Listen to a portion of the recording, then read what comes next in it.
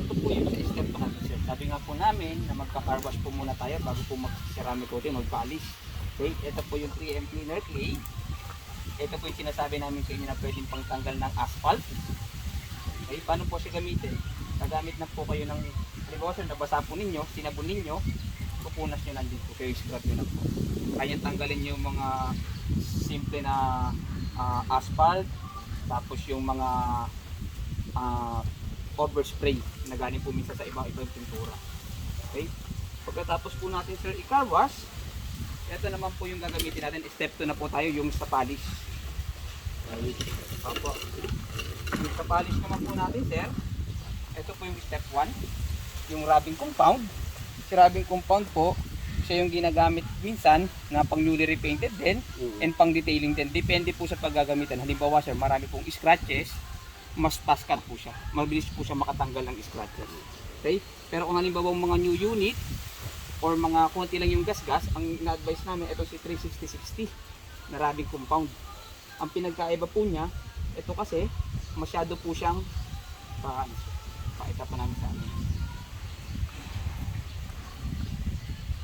Pag ginawaan po natin, masyado siyang magaspang. Okay? Kaya bagay po siya sa mga scratches, malalim na scratches. Si 597. 597. Pero more sa pag mga new unit, ito po siya.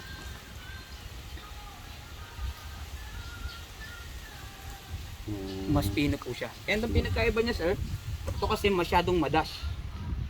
Masyado siyang malikabok pag ginamit. Si 360-60 po kasi, hindi naman po siya masyadong madash. May dash siya pero hindi po siya ganun karami. Importante po yun sir, lalo na sa nagdi-detailing. Kasi minsan sir yung dash, yun ang mismo nakakagasgas o nagbibigay ng hairlines. Okay.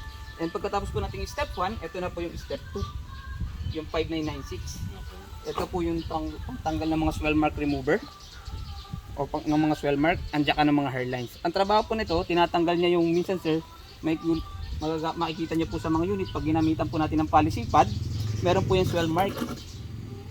Swell mark. Yun po yung trabaho po ni step 2. Opo, itong 6094 and 5996. Okay. Kasi minsan sir, pag hindi natin ginamitan ng step 2, magugulat tayo. Bago natin i-apply, halimbawa sir, nag-shortcut po tayo, step 1 lang po yung ginamit natin. Magugulat tayo yung swell mark, nandun pa rin kahit i-washing mo. Andun pa rin siya. Kaya kailangan natin siyang tanggalin. Okay? Tapos, ito po naman yung mga pads niya. Sa step 1, sa 360-60, at saka sa 5973, ito po yung pads niya. Okay? Pag lalo na po sir, pag maraming scratch. Okay?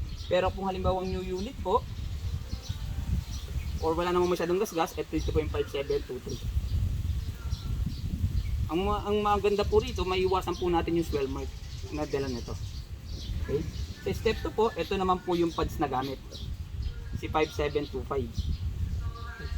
Dito naman po siya sa 6094 and 5996. Okay? Pagkatapos po natin i-polish, nagamit natin step 1, nagamit natin step 2, ika-carwash po ulit natin siya. Tatanggalin natin yung mga dumi, minsan may namumuo ng mga namumuti, o minsan may nakakapit na mga dash na galing doon sa polish, kakarwash muna natin siya. Pagka-carwash, saka po natin patutuyuin. Kailangan po, pag nanano-coating natin, tuyong-tuyo siya. Walang tubig na dumadaloy. Kasi oras na pag nilaminate natin, makakasira sa chemical pag tumulo. Okay? Ang ginagamit naman po namin pagdating sa paint nano-coating is yung MPN. Ito po yung regular. And NPN+. Ito naman po yung premium. Mas makapal po siya. Okay, may kasama na rin po siyang pads.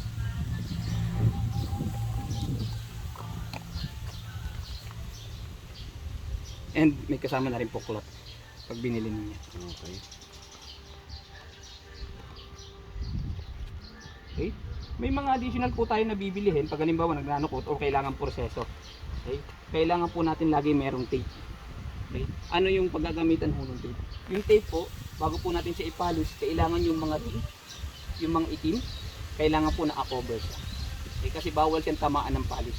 Pag tinama po siya ng polish, posible po na mamuti yung mga ring natin. Okay? Tapos i-apply na po natin yung nano coat. Pag baka matanong po ninyo, ilang coatings. Okay, sa iba po, sa ibang